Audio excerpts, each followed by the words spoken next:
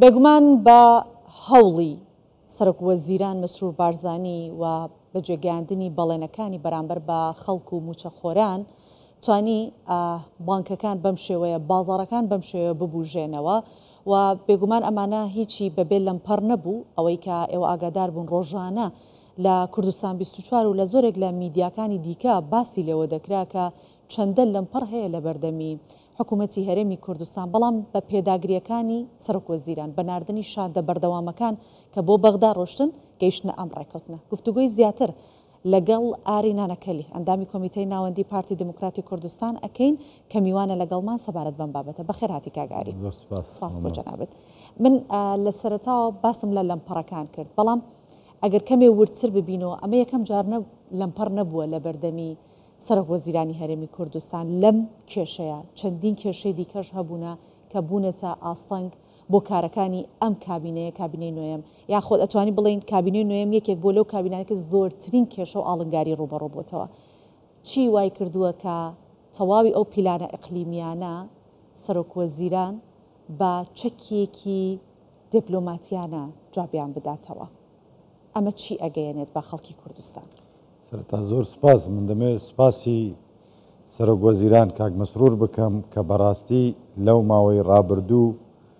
لەژێر فشارێکی یەکجار زۆری هەم بەغدا و هەم خەڵکی خۆفرۆشی ناوەخۆدا بوو کە بۆ بەلا ڕێدابردننی سەرجەمە و بابەتانەی کە پەیوەندی بە هاونیشتیمانیانی کوردستانەیە کە لە ڕێگای حکوومەتەوە جێبەجێ دەکرێت ئەوەی جەنابەت باس کرد خاڵی سەرەکی مزداقەتی مەسرور بارزانیە لە لای خەڵکی کوردستان خەڵکی کوردستان کە دەیزانی جەنابی سەرۆکی حکوومەت بەڵێنەکانی دێنیتە دی و جێبەجێی دەکاتن خەڵکی تریش لە بەرامبەر ئەمە سەنگەری گرتبوو چ لە ناو هەرێمی کوردستان و چ لە بەغدا بەڵام بە شێوەیەکی سیاسیانە دیبلۆماسی و هەتا ئیداریانە و حکومڕانیدا خودی خۆی لەسەر خەت بوو و تیمە بەڕێزەکەی کۆڵیان نەدا بەردەوام بن سازش نەکەن لەسەر ئەو مافوس شایستانەی خەڵکی کوردستان بۆی بەدەست بێتن باش کاتە ئەگەر بەم شێوەیە بڵێن مزداقەتی سەرۆک وەزیران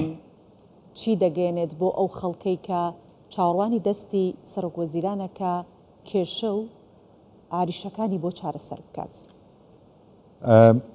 حکوومەتی هەرێمی کوردستان نەک بۆ موچە بۆ کۆمەڵک بابەتی تریش تووشی ئاستەنجی گرنگ و گەورە بووە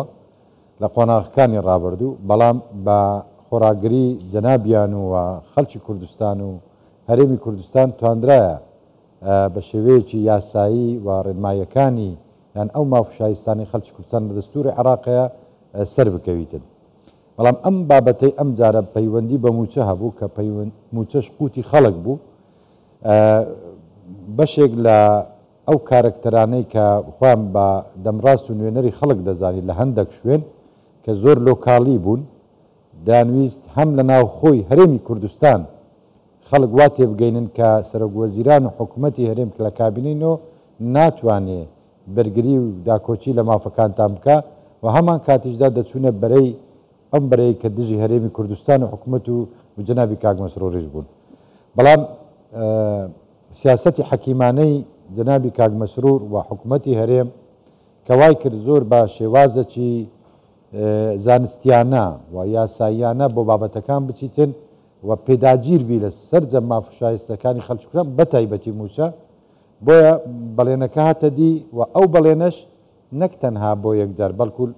لە ماوەی کەم دوو موچە ڕابگەیەندرێتن ئەمە خۆی لە خۆیدا ئەم مزداقەتەیە کە باسم کرد لە سەرەتا لە لای خەڵکی کوردستان بەڵام هاوڵاتیانی خۆشەویستی کوردستان و موچەخۆرانی حکوومەتی هەرێمی کوردستان ئەم حقیقەتە باش دەزانن کە جەنابی کاک مەسرور و حکوومەتەکەی و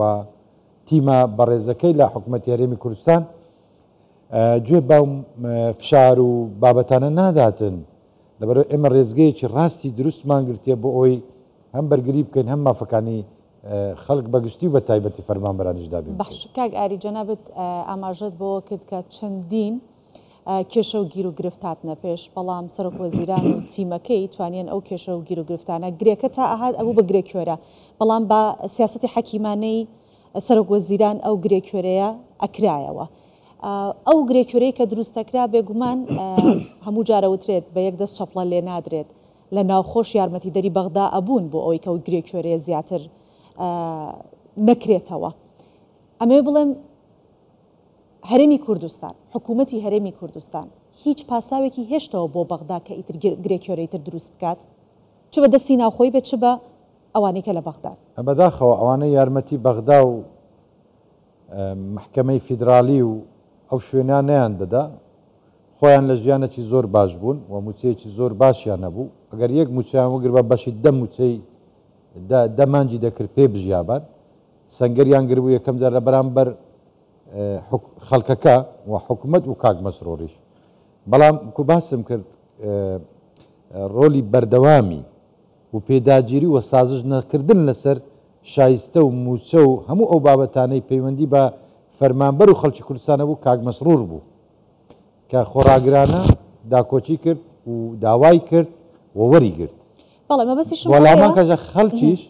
هاوڵاتیانیش و بە تایبەتی موچەخۆران خۆڕاگر بوون لە پشتی سەرۆگۆزیرانەکەی خۆیان بوون کە ئەم مزداقەتەیە کە دەتوانێت بۆ تەواوکەری یەکتر بۆ وەرگرتنی سەرجەم ئەو مافانەی کە لە هەر شوێنێک پەیوەندی بە هەرێمی کوردستانەوە بیتر بەڵێ مەبەستیشم ئەوەیە کە زیاتر باس لەوە بکەیت کە ئەو لایەنانەی تر داوایانە کرد حکوومەتی هەرێمی کوردستان هەموو شتێکی ڕادستی بەغدا بکات و لە ژێر هەموو فشارەکانی بەغدا ڕازی بێت پێشتر وایان دەگوت دەیانگوت حکوومەتی هەرێمی کوردستان ناستا ژێرباری ئەم بەڵام ئەم حکوومەتیش داواکاریانەی کە حکوومەتی عێراق داوا دەکە لە هەرێمی کوردستان ئەمە دەزانی خۆگەر هەموو ئەو داواکاریانەی کە لە بەغداوە داهات بۆ هەرێمی کوردستان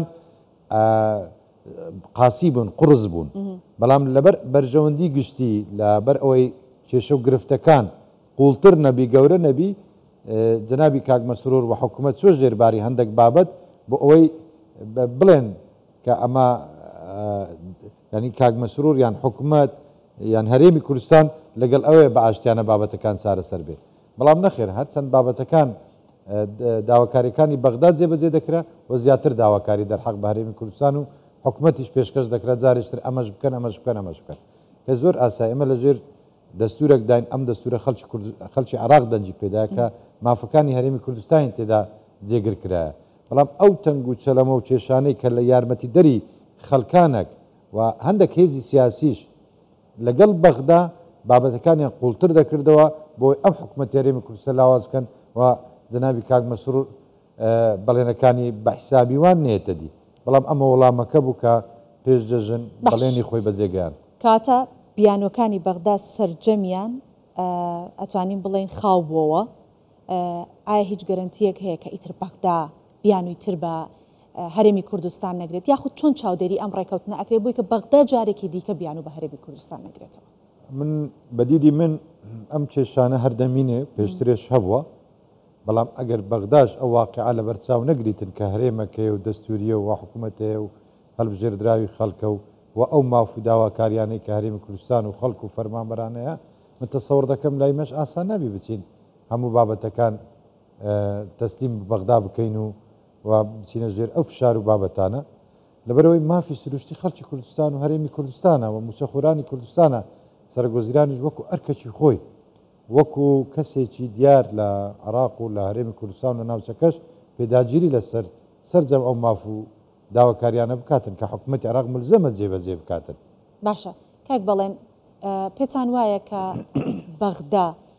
نیەتی چارەسەرکردنی کێشەکانی هەیە بەم ڕێکەوتن لەسەر ئەم بڕیارە ئەم بەغدای ئێستا و ئەم سیاسەتی ئێستا لە بەغدا هەیە بێ کێشە و گرفت نابی دەرحەق بە ئێمە باشە دواشت ئەوەیە کە لەبارەی چارەسەرکردنی کێشەی موچە و موچە خۆران گفتوگۆی زیاتر بکەین لەسەر ئەو بابەتە ئێستا خەڵک دڵی خۆشە بازار ژم و جۆڵی تێکەوتووە ئەمە تا چەند وە ئەکات کە کاریگەری پەیوەندیە چۆن ئەوەی کە لە نێوان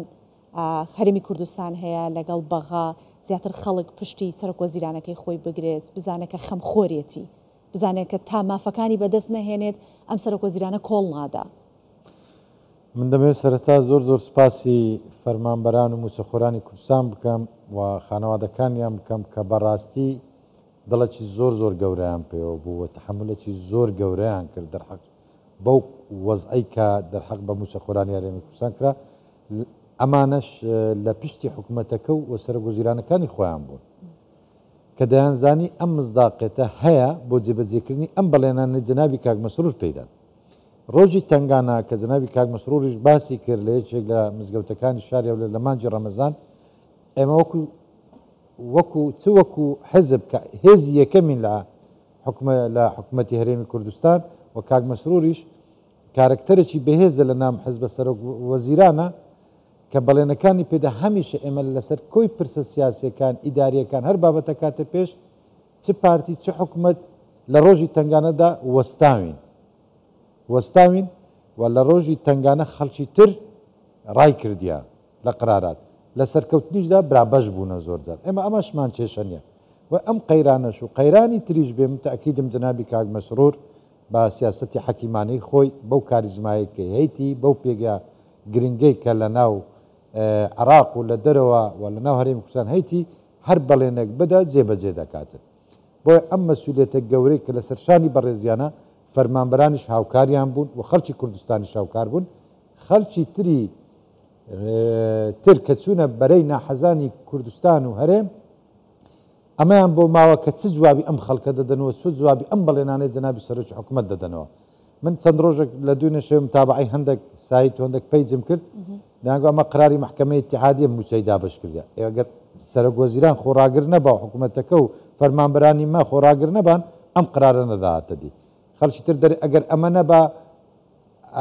موچە نەدەدرا ئەمە کێشەکمان لەوە نیە ئەمە نەبا ئەمە نەبە میمە ئێمە جنابی کاک مەسرۆر وەکو سەرۆکی وەزیران وەکو کارکتەرێکی بەهێز بەڵێنەکانی دەرحەق بە فەرمانبەران و خەڵکی کوردستان جێبەجێ کرد دڵنیاشم لەوەی سازشیش ناکە و هەر بابەتێک پەیوەندی بە حکوومەت و هەرێمی کوردستانەوە بیتن متەئەکید بن لەوەی جنابی کاک مەسرۆر لە بەرامبەر بەڵێن و پێداگیری یەکێک لەم کەسانەیە کە ئەبەدەن سازش ناکاتن بۆ دڵنیا بن موچەکانی تریش وەکو خۆی دەدرێتن و گۆڕانکاری تریش لەناو هەندێک بابەتی تر ڕوودەدات بەڵێ بێگومان هەروەکو ژیژک کە بیرمەند و فەیلسوفە ئەڵێ ئەوەی کە ئەوترێت مانای ئەوە نییە کە وە تەواوی قسەکەی ئەوەی کە نەوتراوە زۆر شتی تریتایە کە شاردراوەتەوە و گرنگ لە نەوتراوەکانە ئێمە سەرۆک وەزیرانمان زۆر شتی هەبوو کە بە خەڵکی هەرێمی کوردستانیان نەوت کە چ فشارێکی زۆریان لەسرە بەڵام دوجارەوەی کە وتیان ئەوەیە کە بەڵێنی خۆیانیان هێنایەجی و خەڵکی هەرێمی کوردستان بینیان کە بەڵێنەکان لە جێ خۆیەتی و موچە وەرگیرە ئەم خەلکانەی چەند ڕۆژەکە لەسەر شەقام و لە سایتی و پەیجەکان باوەڕتان هەبیتە ڕوڕەشیان بۆ ماوە و ئەم ڕوڕەشیە لای خەڵک زۆر بە جوانی دیارە من دەمەوێت لە کۆتار چەندە ڕەنگە کاتیشکەمی من نازانم بۆ مێژوو بۆ دوڕۆژ چ جوابی ئەم ملەتە دەدەنەوە کە دەرحەق بەم ملەتە بەم فەرمانبەرانە موچەی خەڵک داوا دەکەم ببدرێ یان لەسەر حکوومەتەکەی خۆیان شایلۆغان و قسە و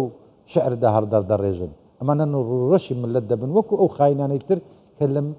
لە مێژووی کورد و کوردستان هەوڵی زۆریاندا کە لەمپەر و لەنگەر و کۆسپ و تەگەرە دەرحەق بە کورد و کوردستان و هەرێم و ئێستاش بە حکوومەت ببەستن بۆیە سەرکەوتن بۆ حکوومەتە سەرکەوتن بۆ هەرێمە سەرکەوتن بۆ خەڵکی کوردستانە کە زۆر خۆراگرانە لەگەر سەرۆک وەزیرانەی خۆراگر توانیان ئەم بەڵێنە جێبەجێ بکەنەوە ئەمە گەورەترین دەستکەوتە دڵنیا بن نەش منەتیش نییە کاک مەسرۆر بەسەر خەڵک و فەرمانبەرانەوە دەیکا وەکو ئەرکەچی خۆی وەکو بەڵێنەکە